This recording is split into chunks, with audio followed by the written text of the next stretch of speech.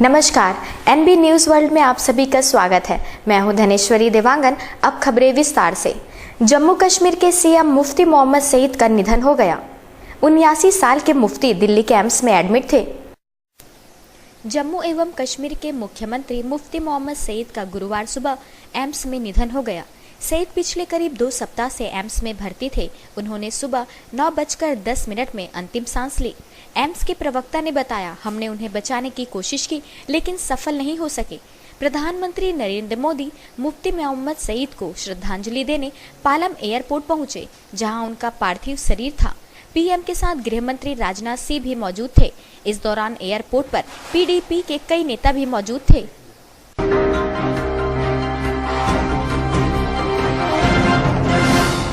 अतुल्य भारत अभियान के ब्रांड एम्बेसडर अब अमिताभ बच्चन होंगे। अतुल्य भारत अभियान का चेहरा पहले आमिर खान थे, लेकिन अनुबंध खत्म होने के बाद उन्हें हटा दिया गया है। बॉलीवुड अभिनेता आमिर खान अब सरकार के अतुल्य भारत अभियान में नजर नहीं आएंगे। केंद्रीय पर्यटन एवं संस्कृति मंत्री महेश शर्मा ने इस खबर की पुष्टि करते हुए बताया कि आमिर का अनुबंध समाप्त हो चुका है। जानकारी के मुताबिक अमिताभ बच्चन को अतुल्य भारत अभियान का नया ब्रांड एम्बेसडर बनाया जा सकता है। आमिर ने अनुबंध समाप्त होने की घोषणा के बाद सभी को धन्यवाद देते हुए अनुबंध समाप्ति के निर्णय का सम्मान किया। केंद्रीय पर्यटन मंत्री ने कहा, हमारी अतिथि देवो भव अभियान के लिए मैककेन वर्ल्ड वाइड के साथ अनुबंध था। एजेंसी ने इस काम के लिए आमिर की सेवा ली थी। अब एजेंसी के साथ अनुबंध खत्म हो गया है। मंत्रालय ने आमिर की सेवा नहीं ली थी। उन्होंने कहा, यह एजेंसी थी जिसने उनकी सेवा ली थी।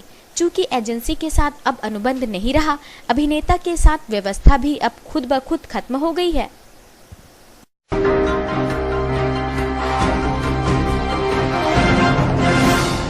पिछले करीब 6 महीनों के भारी विरोध के बाद गुरुवार को पहली बार फिल्म और टेलीविजन इंस्टीट्यूट के अध्यक्ष गजेंद्र चौहान ने इंस्टीट्यूट कैंपस में हुई बैठक में हिस्सा लिया।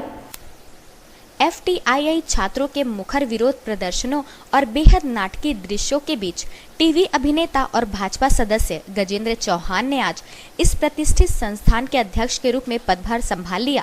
वहीं पुलिस ने चौहान को राजनीतिक आधार पर नियुक्त व्यक्ति बताने वाले लगभग 40 प्रदर्शनकारियों को हिरासत में ले लिया। एफटीआईआई प्रशासन ने कहा कि चौहान ने आधिकारिक तौर पर संस्थान का अध्यक्ष पद संभाल लिया है। इससे पहले ड्रम बजाकर और गजेंद्र चौहान वापस जाओ के नारों वाली तख्तियां दिखाकर विरोध जता रहे लगभग 40 छात्र प्रदर्शनकारियों को पुलिस ने हिरासत में ले लिया था। उस समय तक चौहान भारतीय फिल्म एवं टेलीविजन संस्थान के पास होटल के कमरे में ही रहे। परिसर में पहुंचने से पहले जब चौहान से उनकी नियुक्ति के खिलाफ जारी छात्रों के प्रदर्शन के बारे में पूछा गया तो उन्होंने कहा, हम काम करने आए हैं, हमारा एक एजेंडा है और हम अपना काम करेंगे।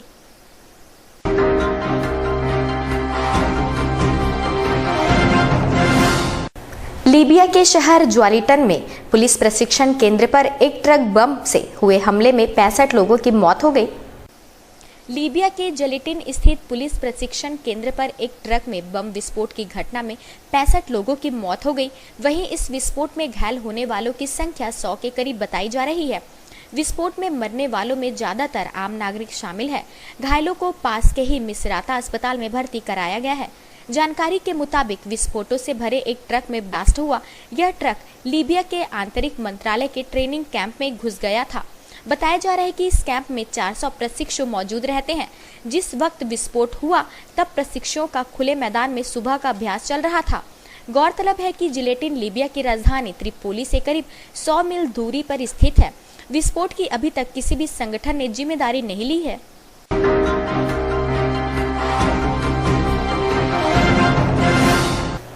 त्रिपुरा के बेलोनिया में एक बस पुल के नीचे एक तालाब में गिर गई। इस हादसे में 6 लोगों की मौत हो गई। त्रिपुरा के बेलोनिया में एक बस पुल से नीचे तालाब में गिर गई। इस हादसे में 6 लोगों की मौत हो गई। प्राप्त जानकारी के अनुसार यात्रियों से खचाखच भरी बस अगरतला से त्रिपुरा जिले के मुख्यालय बेलोनिया जा रही थी। इस दौरान बस का अगला पहिया टूट गया और बस पुल तोड़कर तालाब में जा गिरी। इस संबंध में जानकारी देते हुए त्रिपुरा पुलिस प्रवक्ता ने बताया कि यात्रियों से भरी बस जो अगरतला से त्रिपुरा जिले के मुख्यालय बेलोनिया की ओर जा रही थी, वो अचानक दुर्घटनाग्रस्त हो गई। शुरुआती जांच से पता चला कि बस का अगला पहिया टूट जाने के बाद बस पुल तोड़कर तालाब में जा गिरी, जिसमें 6 लोगों की मौत हो गई जबकि 20 लोग घायल हो गए।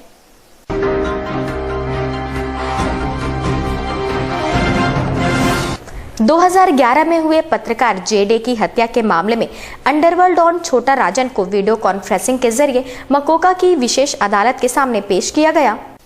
इंडोनेशिया से भारत लाए गए अंडरवर्ल्ड डॉन छोटा राजन के खिलाफ दर्ज सारे मामलों की जांच भले सीबीआई को दे दी गई हो, लेकिन पत्रकार जे.डे हत्याकांड का मुकदमा सुन रही मकोका अदालत सीबीआई के भरोसे बैठने को तैयार नहीं है।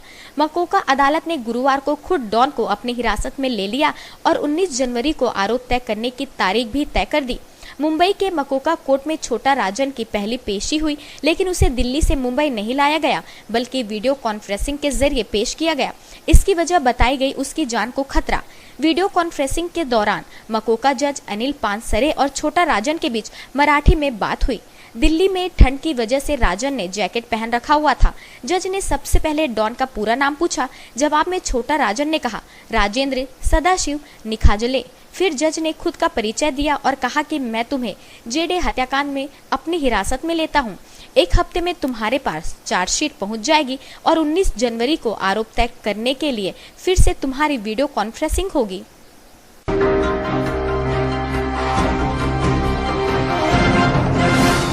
बीजेपी नेता सुब्रमण्यम स्वामी ने दावा किया है कि इस साल के अंत से पहले अयोध्या में राम मंदिर का निर्माण कार्य शुरू हो जाएगा। इस साल के अंत तक अयोध्या में राम मंदिर पर काम शुरू हो जाएगा। यह दावा भाजपा नेता सुब्रमण्यम स्वामी ने किया है। उन्होंने पत्रकारों को संबोधित करते हुए कहा कि इस साल के अंत से पहले अयोध्या में राम मंदिर का निर्माण कार्य शुरू हो जाएगा और 9 जनवरी को दिल्ली में आयोजित एक सम्मेलन में इसकी कार्य योजना की घोषणा कर दी जाएगी। हालांकि स्वामी ने स्पष्ट किया कि मंदिर का निर्माण किसी आंदोलन के जरिए नहीं होगा, बल्कि अदालत के आदेश के बाद ही यह कार्य प्रगति पर होगा। साथ ही इसमें हिंदू एवं मुस्लिम समुदायों की आपसी सहमति होगी। स्वामी ने उम्मीद जताई है कि अगस्त-सितंबर तक अदालत का इस बाबत फैसला आ जाएगा।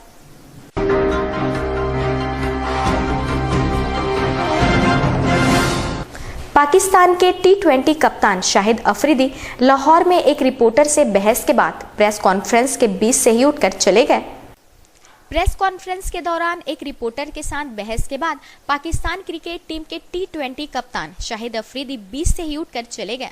उनके इस व्यवहार से मीडिया खफा है और उन्होंने इस ऑलराउंडर से माफी की मांग तक कर डाली है। यही नहीं, मीडिया कर्मियों ने गद्दाफी स्टेडियम में ड्रेसिंग रूम के बाद अफरीदी के खिलाफ नारे भी लगाए। एक रिपोर्टर ने अफरीदी से उनकी कप्तानी को लेकर सवाल पूछा, आपका रिकॉर्ड पाकिस्तान के पिछले T20 कप्तानों जितना प्रभावी नहीं है। क्या आपको लगता है कि आप जिस तरह टीम की अगुवाई कर रहे हैं उसमें बदलाव की जरूरत है? अफरीदी इसके बाद हंसे और उन्होंने कहा, मुझे उम्मीद थी कि तुम ऐसे ही घटिया सवाल पूछोगे।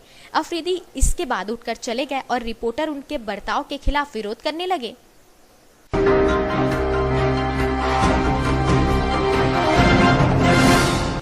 ताज़ा तरीन खबरों के लिए बने रहिए हमारे साथ NB न्यूज़ वर्ल्ड में।